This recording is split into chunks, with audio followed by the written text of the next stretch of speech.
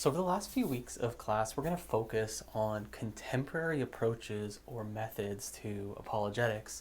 Now, our focus is going to be changing slightly. See, up to this point, we've really focused on the key issues in apologetics. We've looked at different topics that throughout history have become quite significant. Now, we've also looked at how these topics have developed over time. But now, for the next few weeks, up until the end of the semester, we're going to shift. We're going to ask, how should we approach apologetics? Now, at this point, you might be wondering, well, why does this matter? Why is this question of apologetic approach important? Well, one of the issues we've encountered throughout this course is just this basic idea that theology informs apologetics. See, our theological convictions shape how we go about doing apologetics. See, apologetics and theology are intertwined. You can't separate wholly one from the other. So apologists disagree about how Christians should defend the faith. But they disagree because of more fundamental disagreements regarding the faith that they are defending. Now, I don't want to overstate the case or exaggerate the disagreements among apologists. They agree on what we could say the core conviction or confession of the Christian church, but they differ on theological questions. And some of the questions that they differ on would include things like epistemology, or how philosophy should inform theology. What is the role of the natural sciences in apologetics? These approaches differ on the questions of how do humans come to know God? What's the relationship between divine and human action? And what's the role of what theologians call natural knowledge? That is, what role does natural theology play in apologetics? These are theological questions, but they also incorporate other areas or other fields of knowledge, particularly the natural sciences and philosophy. So what ends up happening is that these differences lead to disagreements in the method of how apologetics is to be done.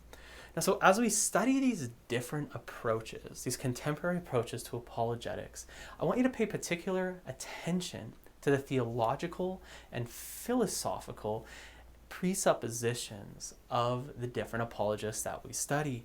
And as you consider this, also consider how your own theological understandings, your own convictions, shape how you would approach or do approach apologetics. So you may find yourself disagreeing with one or more of the apologists that we study, with one or more of these methods, because of your underlying theological convictions.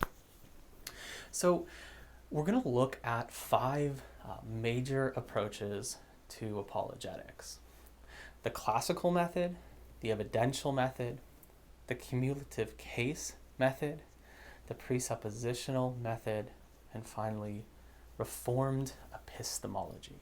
How can we distinguish between these views? Well, the classical approach is a 2-step approach. It begins with philosophical arguments which establish theism, general theism, as the correct worldview. Now, these arguments are accessible. They're available to all rational creatures, and they form part of what we call natural theology. That's what can be known about God apart from God's divine revelation. Now, here, think of the classical proofs for God's existence, like the cosmological argument and the teleological argument. God's existence provides the foundation for belief in the Christian God. And so, only after proving the existence of God in general does the classical apologist turn to other forms of evidence to show that Christianity is the best version of theism. This is a subtle, but it's an important point.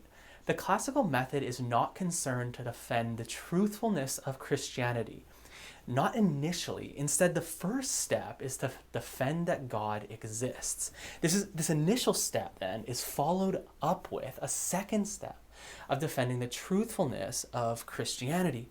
To prove that Christianity is the true religion, classical apologists appeal to a variety of evidence. They look at history and the scriptures and fulfilled prophecies. So they do use this type of evidence, but only in the second stage. Now, the evidential method is a one-step method. It's different from the classical method because the evidential method doesn't begin with natural theology, with general theism. It uses a wide array of evidence to build up an argument for the truthfulness of Christianity. But in many cases, it focuses on the historical evidence, the evidence that provides reason to believe, for example, in Jesus' resurrection. So many evidentialists have focused on the rationality and the evidence for Jesus' resurrection and the empty tomb. Now, the cumulative case method looks at the entire weight of the evidence for the Christian religion. Like the classical and the evidential method, the cumulative case method also is going to look to just all the evidence that we have. It's going to focus on the evidence.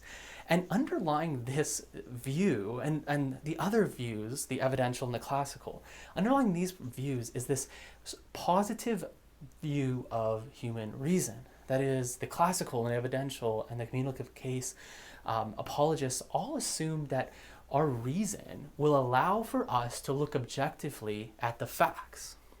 Now, these views differ from the fourth view that we're going to look at, which is presuppositional apologetics.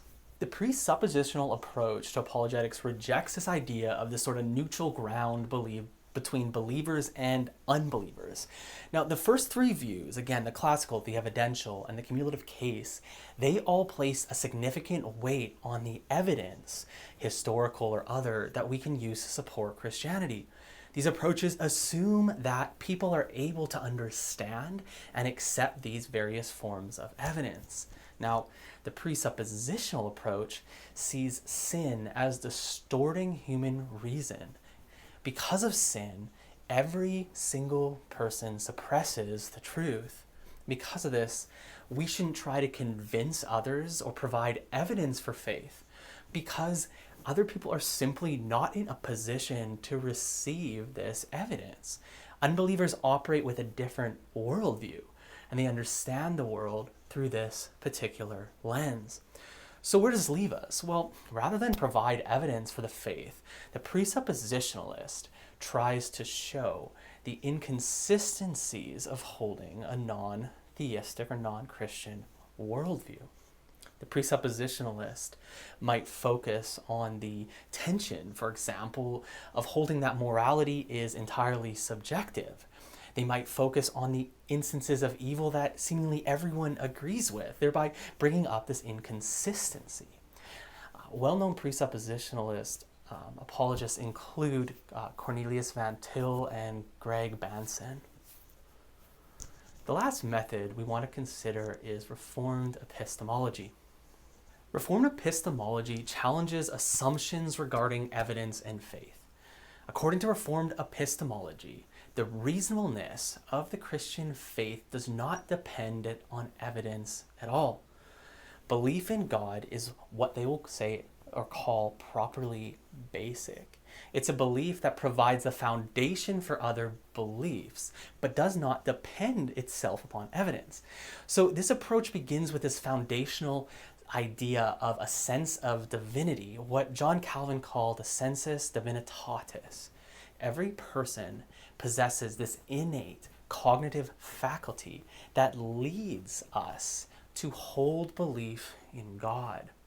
Now, this view then is more positive regarding human reason than, for example, presuppositionalism. But notice that reason is performing a particular task according to the Reformed epistemologist.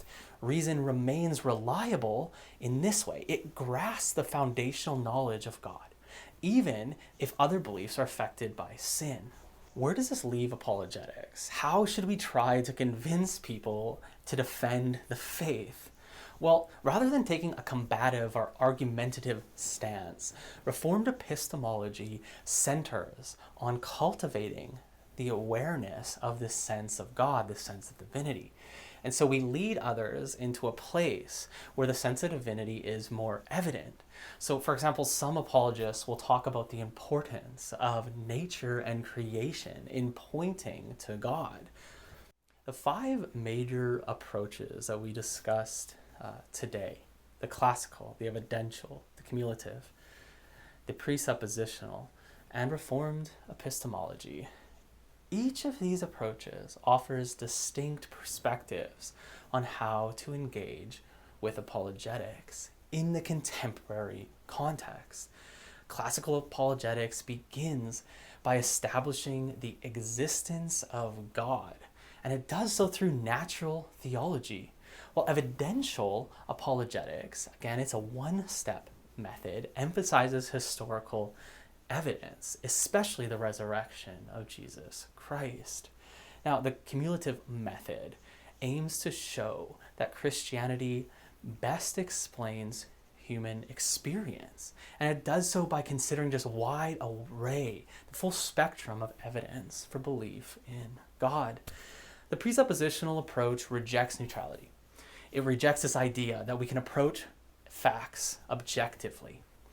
Rather, human sin has distorted all of our experience, and so we approach religion from our particular worldview, and that worldview suppresses the truth. Finally, Reformed Epistemology approaches apologetics by focusing on this innate sense of God, this sense of divinity. It tries to cultivate and foster that sense. And so the Reformed epistemologist tries to place individuals into context in worship or in the midst of nature and creation where they will sense this inner call toward God.